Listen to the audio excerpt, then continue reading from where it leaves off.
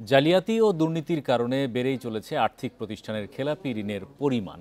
বিতরণ করা ঋণের ৩৫% বেশি ঋণই খেলাপি। তাই ব্যাংকের মতো দুর্বল আর্থিক প্রতিষ্ঠানগুলোকেও একীভূত করার উদ্যোগ নিয়েছে বাংলাদেশ ব্যাংক। বিশ্লেষকরা বলছেন, শুধু সংখ্যা কমিয়ে আনা নয়, ঋণ দেয়ায় অনিয়মের সাথে জড়িতদের দ্রুত বিচারের আওতায় আনতে হবে। বান্ডেল থাকলে প্রতি সেনমানিতে টাকা বাঁচবে। বিকাশ সেনমানি বান্ডেল কিনে জিতুন প্রতি লেনদেনে। এ বিষয়ে আলোচনা করতে আমাদের সঙ্গে যুক্ত হচ্ছেন অর্থনীতিবিদ ডক্টর তৌফিক আহমেদ চৌধুরী। জনাব চৌধুরী, আপনাকে স্বাগত জানাচ্ছি। আমরা দেখছিলাম প্রতিবেদনটি, যেখানে বলা হচ্ছে যে সিংহভাগ আর্থিক প্রতিষ্ঠানই কিন্তু রুগ্ন অবস্থায় রয়েছে। বিপুল অঙ্কের খেলাপি ঋণ এবং আমানতকারীদের অর্থ ফেরত দিতে পারছে না প্রতিষ্ঠানগুলো। এমন অবস্থায় আপনার মূল্যায়ন আসলে কি? এই যে পরিস্থিতিতে কেন পড়লো বাংলাদেশের নন ব্যাংকিং আর্থিক প্রতিষ্ঠানগুলো এতটা রুগ্ন অবস্থায় কেন পড়ে গেল?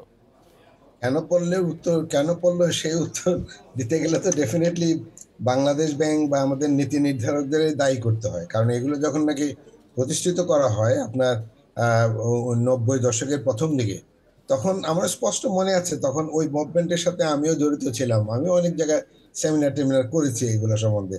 তখন বলাই ছিল আমরা নন ব্যাংক ফাইন্যান্সিয়াল ইনস্টিটিউশন তৈরি করব, যে আপনার ট্রেডিশনাল ব্যাংকিং করার জন্য। ট্রেডিশনাল ব্যাংকিং করার জন্য তো আমাদের ব্যাংক আছেই, এবং তার সংখ্যাও তো কম না। এখন তো 10টা থেকে বাড়তে বাড়তে এখন 61টা 63টা পর্যন্ত গিয়েছে। আর নন ব্যাংক ফাইন্যান্সিয়াল ইনস্টিটিউশন গুলো কি করবে? এরা লায়াবিলিটি মার্কেটে বৈচিত্র্য আনবে। এরা ট্রেডিশনাল ডিপোজিটের উপর ডিপেন্ড করবে না। এরা অ্যাসেট মার্কেটে বৈচিত্র্য আনবে, এবং ওদের থেকে ব্যাংকিং ফাইন্যান্সিয়াল ইনস্টিটিউশন গুলো পরবর্তীকালে শিখবে, যার ফলে আলটিমেটলি আমাদের ফাইন্যান্সিয়াল সিস্টেমটা বেনিফিটেড হবে। এই ধরনের একটা অবজেক্টিভ। তখন এটা লিখিত ছিল কিনা আমি বলতে পারবো না, তো অলিখিত মানে বিভিন্ন সেমিনারে এই ধরনের কথাবার্তা বলা হচ্ছে। তৎকালীন সময়ে ডেপুটি গভর্নর ছিলেন আমার, ওনার কথা মনে আছে, ভদ্রলোক সম্ভবত মারা গিয়েছেন, মাহবুব আমিন খান। তো উনিও সবসময় বলতেন এগুলো, যে আমরা ফাইন্যান্সিয়াল মার্কেটে বৈচিত্র্য আনার জন্য এই নন ব্যাংক ফাইন্যান্সিয়াল ইনস্টিটিউশন আমরা লাইসেন্স দিব। কিন্তু অল্প কিছুদিনের মধ্যে দেখা গেল নন ব্যাংক ফাইন্যান্সিয়াল ইনস্টিটিউশন গুলো আরেক ধরনের ব্যাংক হিসাবে এরা দাঁড়িয়ে গেল, তাই না? এবং হাতে কোনো দুই একটা ছাড়া, আইডিএলসি, আইপিডিসি, এরকম হাতে কোনো দুই একটা ছাড়া সবাই ব্যাংকের মধ্যে অপারেশন শুরু করলো। সবাই আপনার ডিপোজিটরদের থেকে ডিপোজিট নিত এবং ব্যাংকে এবং বড়োয়ারকে লেন্ডিং করতো। এবং শুধু তাই না, কিছুদিন পরে দেখা গেল এগুলো আবার ব্যাংকের উপরে ডিপেন্ডেন্ট হয়ে গেলো। ব্যাংকের থেকে টাকা নিত, ওই টাকা নিয়ে আবার ওরা লেন্ডিং করতো।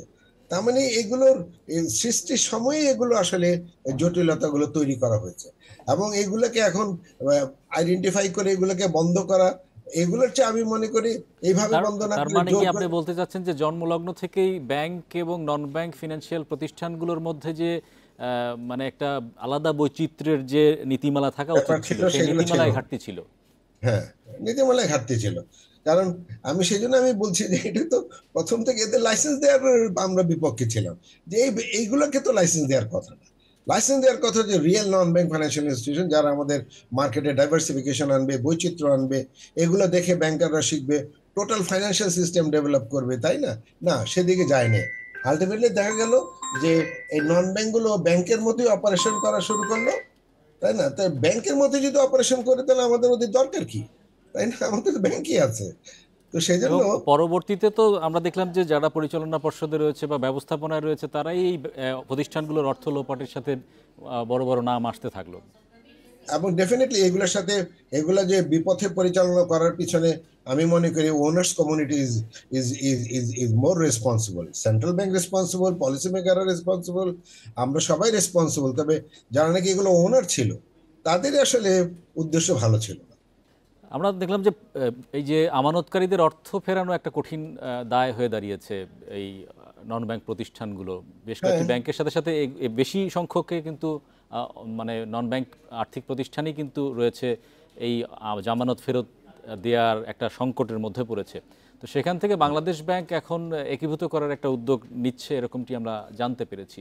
সেটাকে কিভাবে বাস্তবায়ন করা উচিত বলে মনে করেন? একীভূত করা একটা ইয়ে হতে পারে, কিন্তু আমার মতে এগুলোর দায় দায়িত্ব আর সেন্ট্রাল ব্যাংকের নেওয়া উচিত না। সেন্ট্রাল ব্যাংক তাদেরকে একটা সময় করে দেয়া, একটা এক্সিট পলিসি করা, এক্সিট পলিসি করে যারা এই কম্পিটিশনে টিকে থাকবে দে উইল সার্ভাইভ, আদারওয়াইজ সব বাকিরা কুইট করতে হবে। কারণ সেন্ট্রাল ব্যাংক মানে একে তো একটা ভুল করেছিল এগুলোকে লাইসেন্স দেয়, এখন এগুলোকে রিস্ট্রাকচার করে সেন্ট্রাল ব্যাংক আবার নতুন করে তাদের দায় দায়িত্ব নিতে যাচ্ছে। আমি ফিল করি না সেন্ট্রাল ব্যাংকের আর দায়িত্ব নেওয়া উচিত। কিন্তু আমানতকারীদের আসলে ভবিষ্যৎ কি?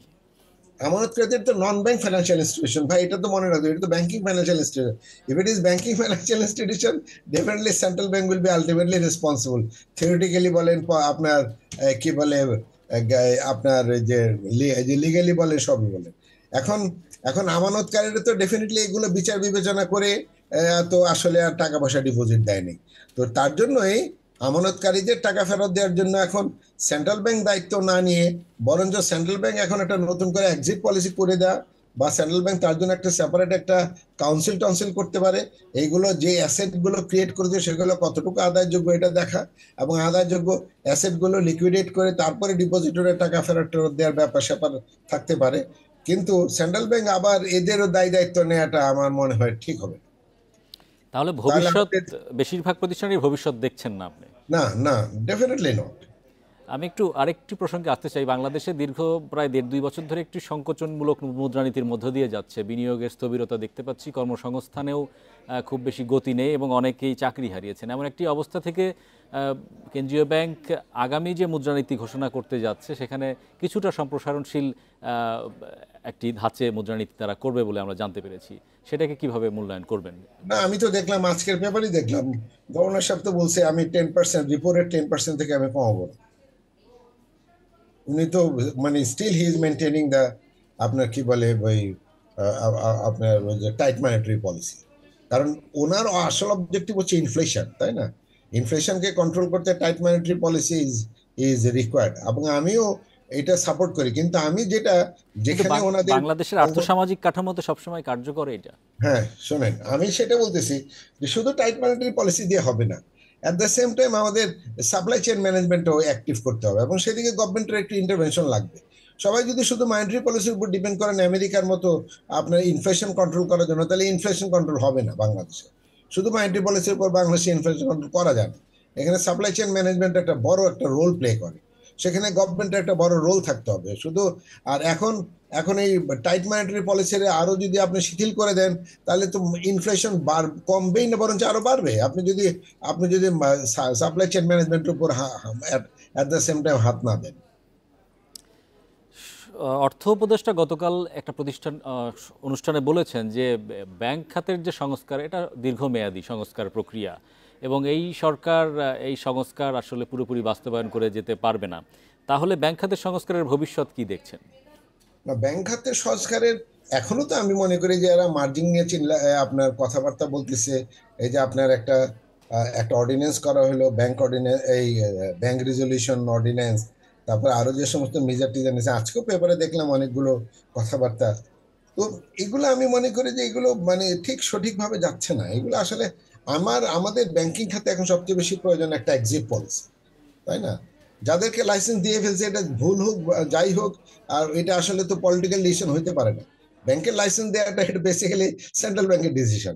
কিন্তু তৎকালীন সময়ে আমাদের আমাদের তৎকালীন সরকারের অর্থমন্ত্রী মহোদয় বলতেন যে এটা একটা পলিটিক্যাল ডিসিশন। এখন পলিটিক্যাল ডিসিশনে যদি আপনি লাইসেন্স দেন, এটা পলিটিক্যালি সলভ করেন, এটা তো মানে এটা তো সেন্ট্রাল ব্যাংক লেভেলে সলভ করা যাবে না, তাহলে যাই হোক। এখন আফটার অল তো সেন্ট্রাল ব্যাংকে সলভ করতে, এখন সেন্ট্রাল ব্যাংকে সলভ করতে গেলে এরকম মার্জিন টার্জিং না করে বরঞ্চ একটা এক্সিট পলিসি করা, এই বিভিন্ন ব্যাংকগুলোকে আপনার গভর্নেন্স ফিরিয়ে আনার ক্ষেত্রে যে ব্যাংকগুলো যে রিস্ট্রাকচার করা হচ্ছে, সেটাও একটা ভালো পদক্ষেপ, তাই না?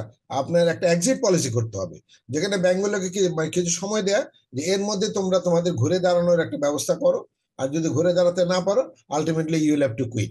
এগুলো দায়িত্ব কেন সেন্ট্রাল ব্যাংক আবার নিতে যাচ্ছে? ধন্যবাদ জনাব তৌফিক আহমেদ চৌধুরী আমাদের সঙ্গে যুক্ত হওয়ার জন্য।